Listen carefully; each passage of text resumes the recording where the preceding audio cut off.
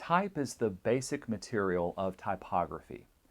But what exactly is type? Well, let's start out by sorting two terms that often get very confused: font and typeface. This may seem like a nitpicky distinction, but it's a distinction that actually reflects the dual nature of type. On the one hand, type is a tangible thing. It's a movable kit of pre-designed forms that can be shuffled around to make new words. But on the other hand, type is something that's less tangible.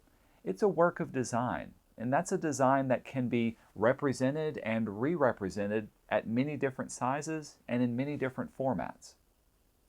Let's start by looking at the tangible.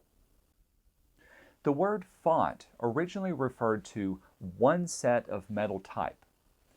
This font is in a California job case. This is a standard filing system for metal type that has letters and other typographic elements that are arranged according to frequency of use. It's not unlike the way the keys are arranged on a computer keyboard.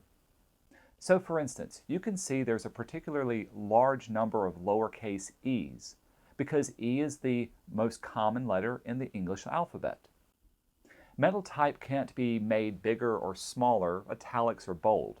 So a font is just one type design in one style, at one weight, and in one size.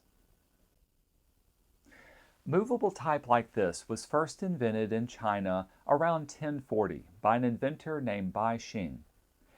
It was reinvented 400 years later in Germany in the 15th century by Johannes Gutenberg.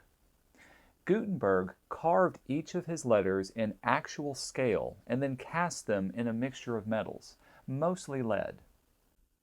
Then he would rearrange these cast letters into words and sentences in a lockup like this one.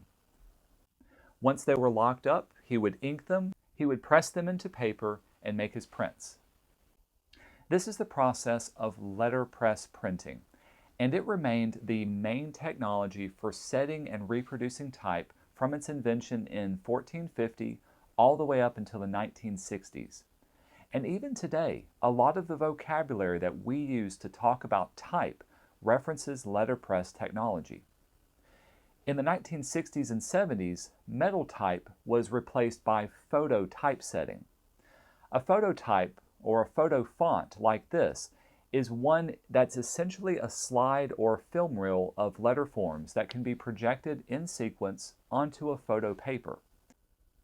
This is a photo typesetter. Today, a font of type is an OTF or a TTF file that's stored on your computer. These files contain vector information that describes the shapes of the letter forms and also information about their spacing between different combinations of letters.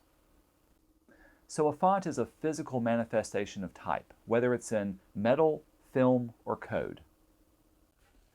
In contrast to a font, Typeface describes the visual design of a particular set of letters and forms. Typefaces are massive design projects.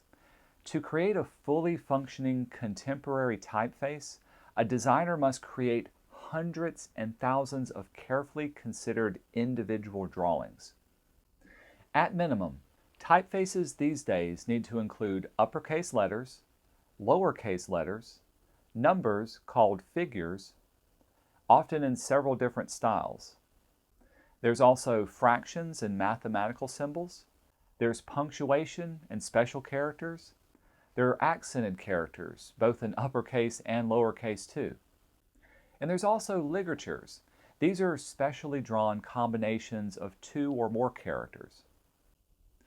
All of these characters must be individually drawn in both regular and italic styles, and both of these styles must be drawn at least 3 different weights. That means they're drawn at different degrees of boldness. So typefaces are time-consuming and skill-demanding works of design. And like other works of design, typefaces and fonts are protected by intellectual property. In order to use a typeface in any piece of design, you need to have a license to do so. The typefaces that come with operating systems that are on your software or on your computer, they've been licensed for us to use by a software company. But most other high-quality typefaces must be purchased or downloaded, either from a designer directly or from a distributor in order to be legally used.